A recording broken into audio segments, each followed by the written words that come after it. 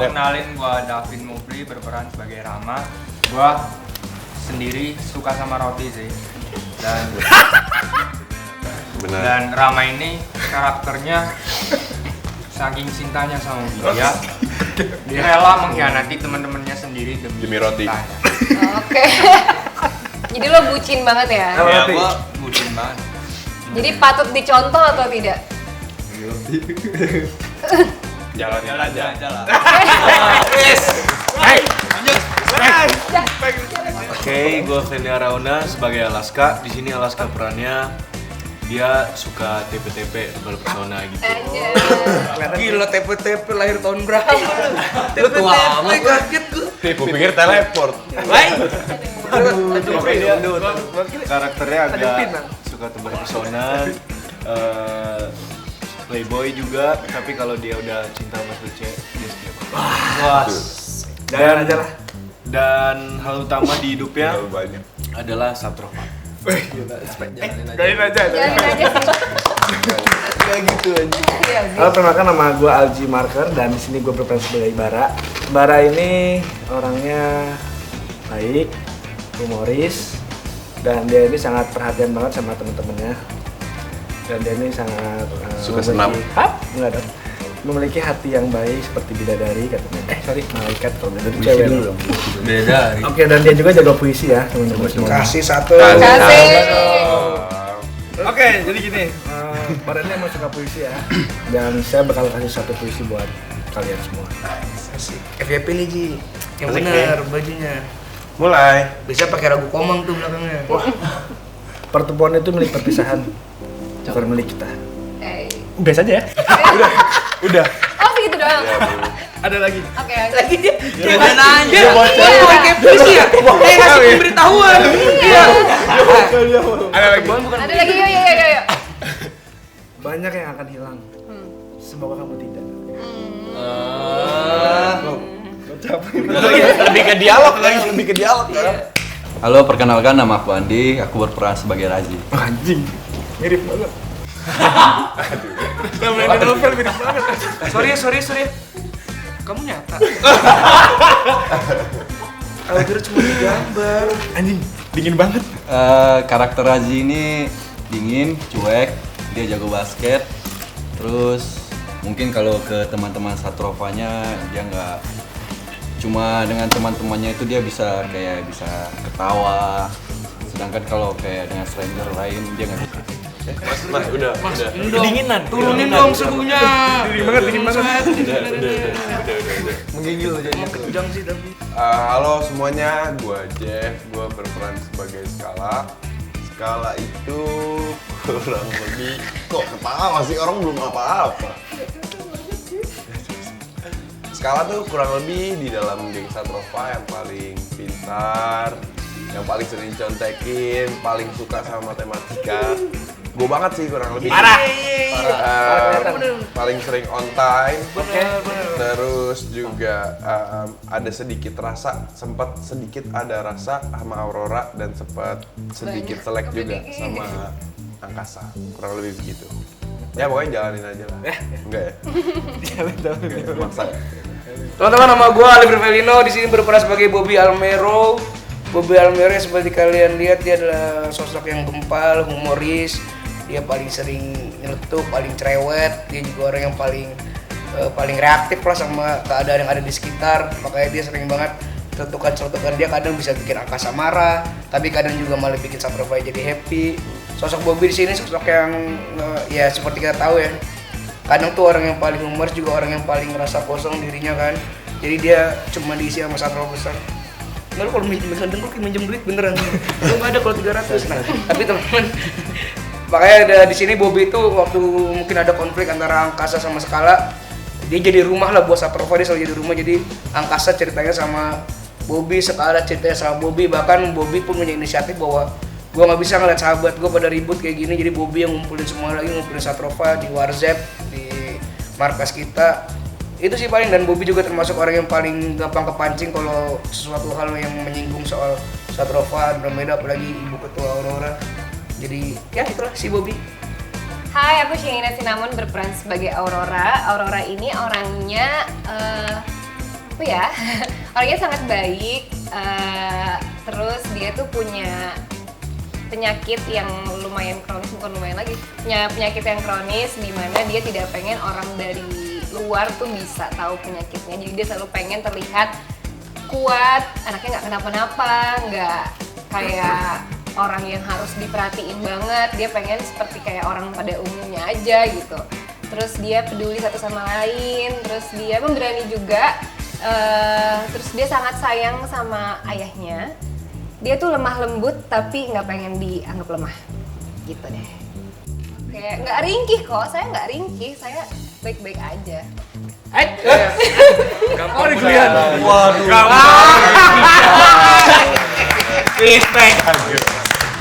Gampang bener pingsan. Tiba-tiba pingsan ngagetin ya.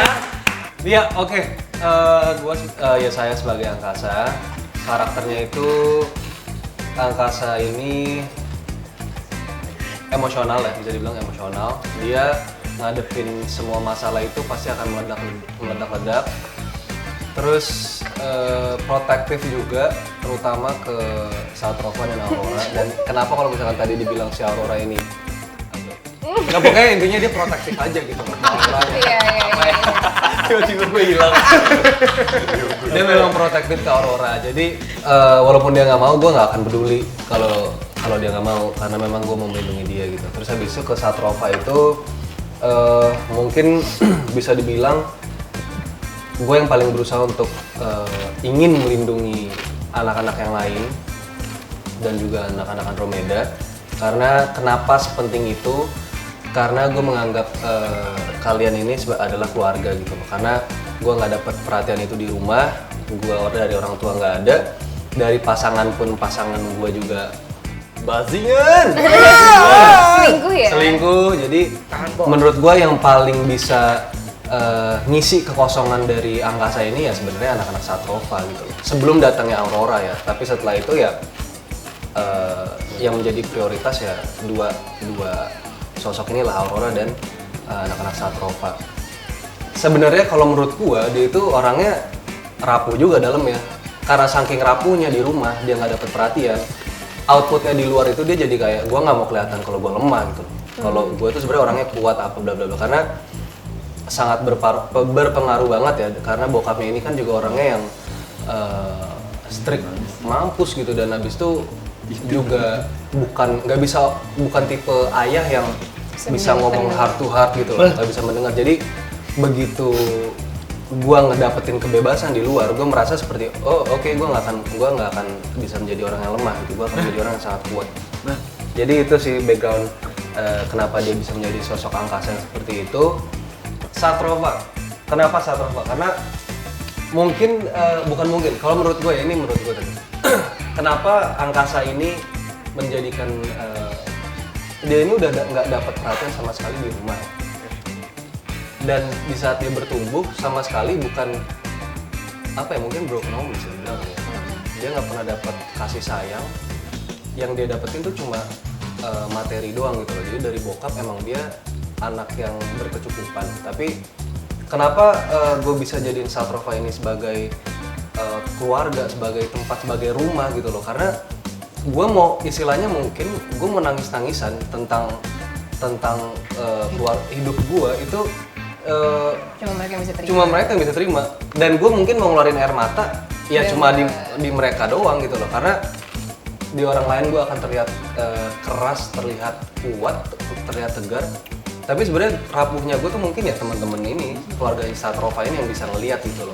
Dan yang gue lihat juga kan kalian tuh satu visi misi gitu gak sih? Dalam kayak membela sesuatu yang menurut kalian salah, yang menurut kalian harusnya kayak gue nggak bisa giniin aja. Makanya kan berawal dari mereka suka ngebela orang-orang yang dibully di sekolah aja tuh, yang berani tuh mereka, karena mereka punya visi yang sama. Kalau gue nggak pengen di Andromeda ini ada yang namanya pembuli.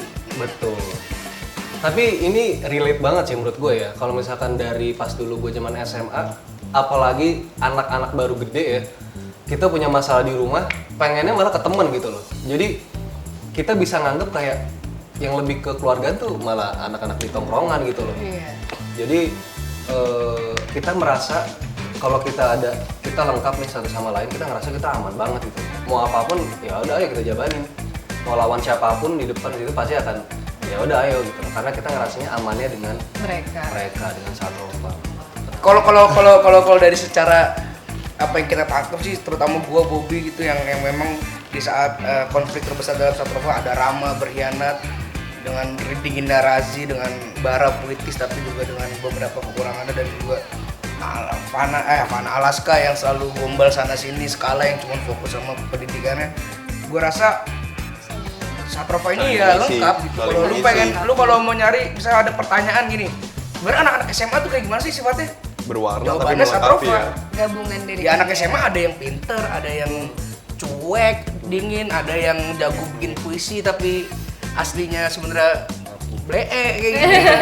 Ada yang gombal aja udah, ada yang ternyata ya kita nggak bisa pungkir juga di SMA ada orang-orang berkhianat demi cintanya, tapi ada juga orang-orang kosong kayak Bobby, kayak Angkasa yang di rumahnya atau mungkin cuma hidupnya dipenuhi sama bercanda sama temannya udah cukup ngisi bahagia. Nah, jadi kenapa jawabannya Satrova? Karena ya memang kita sudah pada porsinya gitu, dan kita masih punya 370 anggota lainnya di luar sana, makanya namanya Satrova besar kan. Karena ini adalah series paling ger tahun ini ya. Ini series paling lucu tahun ini. Ini series paling terbaik tahun ini. Pokoknya di sini kalian bisa mendapatkan ada edukasinya, Kan? ada Saya bilang juga komedinya, apa? ada romantisnya, dan ada apa lagi kah? Bisa dijelasin? Jalanin aja. Ya, menurut gue di series ini yang paling penting itu adalah relate sama kalian yang nonton ya. Itu dia. Apalagi pembaca dan orang-orang yang berekspektasi untuk melihat bagaimana hasil dari visual dari buku itu adalah anak-anak yang umurannya memang umuran anak SMA gitu loh, yang memang seperti Satrova dan Aurora dan teman-teman yang lain itu gitu loh. Jadi yang paling pertama, yang paling penting karena relate. Yang kedua sebenarnya bukan cuma tentang anak SMA yang motor-motoran dan geng-gengan berantem aja, tapi di sini ada juga sisi kekeluargaannya juga gitu loh. Dan itu dikuliknya lumayan dalam dari sisi kita masing-masing. Maksudnya ada scene yang mengartikan gimana sih pentingnya keluarga gitu loh. Jadi bukan cuma percintaan, bukan cuma berantem-beranteman, anak jalanan, anak motor, tapi masih bisa diambil lah ada nilai-nilai yang positifnya juga gitu loh. Seberapa pentingnya orang tua, seberapa pentingnya mereka dalam masa-masa, apalagi masa-masa pertumbuhan. Jadi mungkin kalau om, tante atau yang pada nonton juga, kayaknya bisa ngulik juga kayak oh ternyata output dari anak-anak geng-gengan motor begini tuh sebenarnya karena apa ya gitu. Jadi bukan cuma romance doang, bukan cuma actionnya doang, tapi kita ada tentang family, tentang ya kekeluargaan lah.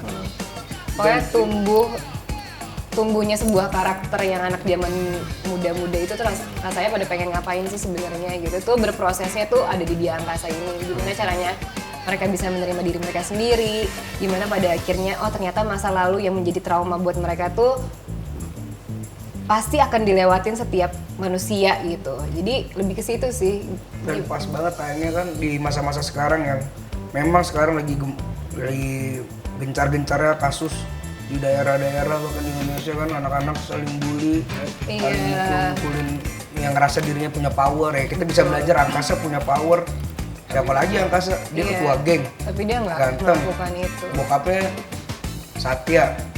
Punya semuanya gitu, tapi dia tidak melakukan itu dan dia malah jadi sosok yang cegah semua pembulian-pembulian yang lain. Nah, itu juga bisa insight buat teman-teman yang sekarang masih sekolah, bisa nonton banyak insight dari Dia Angkasa juga. Dan ini sih jawabannya, ya kita sepakat semua kenapa kalian mesti nonton Dia Angkasa, karena Dia Angkasa adalah karya yang sebelum kita ada di dalam proyek ini udah dicintain sama 20 juta orang di luar sana yang baca karya ini. Dan kita kerjain semua itu beneran ngerasa bos cinta juga sama Dia Angkasa. Jadi kenapa nonton Dia Angkasa? Karena ada cinta para pembaca, cinta kita para pemain, dan cinta sang pembuat cerita ini, Wina di Makassar. Jadi kita kumpulin semua itu jadi cinta yang besar di Maxstream bareng sama Dia Angkasa. Respect. Respect berat. Respect besar.